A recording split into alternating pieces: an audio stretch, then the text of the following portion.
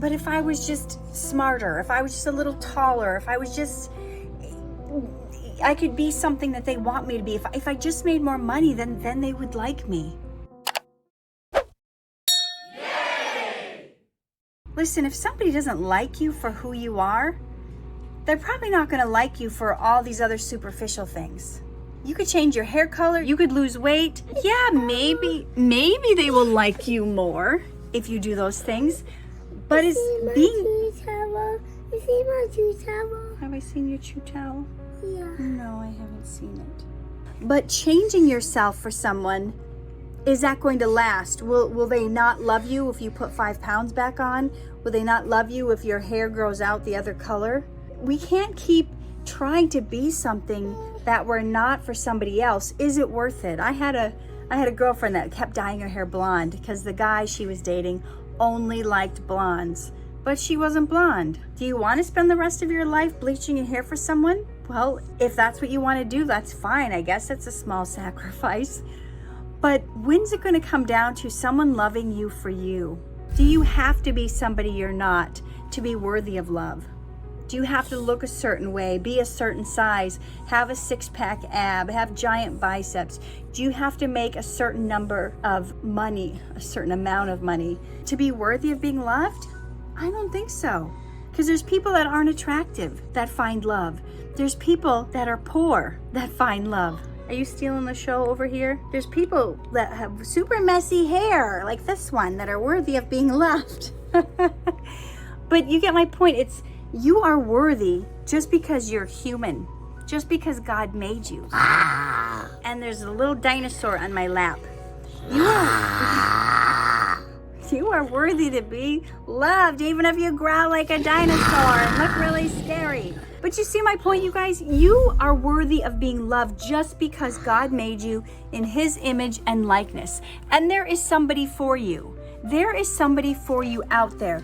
You are not destined to be alone just because you're missing a tooth. You're not destined to be alone just because you're 30 pounds overweight or 100 pounds overweight. Those superficial things don't matter. It's how you feel about yourself that matters. And you're not going to have to go around changing your outward looks as long as you've been able to change your outlook. When I got to the point where, in Hollywood, it's very superficial. And I was fired for being too fat from a show.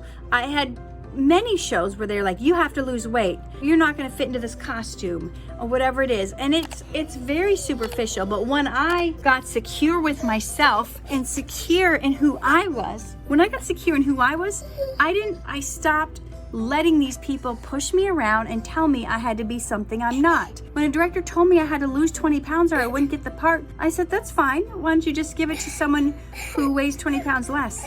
I mean, I read the script. I didn't see anything in the script that said, like, this was an anorexic person or someone starved in a prison camp or whatever. Well, it didn't have anything to do with the story. It's just they wanted a certain aesthetic, and I didn't have it. So I got to the point where, I'm going to be me. I'm who I am. And if you don't like it, then find somebody else. And it didn't hurt my feelings. Now, that kind of thing, it would in the past have hurt my feelings. So maybe there's things people have said to you like, well, you don't make enough money, or I don't like the car you drive, or you're bucktooth, or you have a gap in your teeth, or you're too dark skinned for me, or you're too pale for me, or I don't like your freckle, whatever it is. Listen, a lot of the stuff you can't even change. If it's stuff you can change, like coloring your hair or losing a few pounds, if you think it's worth doing and you want to do it, most importantly for you, then do it if it's going to make your partner happy. But number one, you have to be happy. You have to want to do it for you, not to please somebody else, because you are who you are. God made you the way you are, and we can embrace it.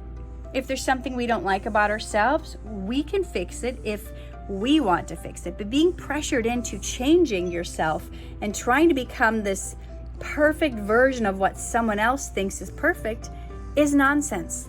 You, just as you are, without fixing or faking, are worthy of being loved. So take that to heart and know that. Know that that's true. You are worthy of it all. You are worthy of someone loving you for who you are, for all the things you are and all the things you're not. Nobody is perfect. There is no perfect person.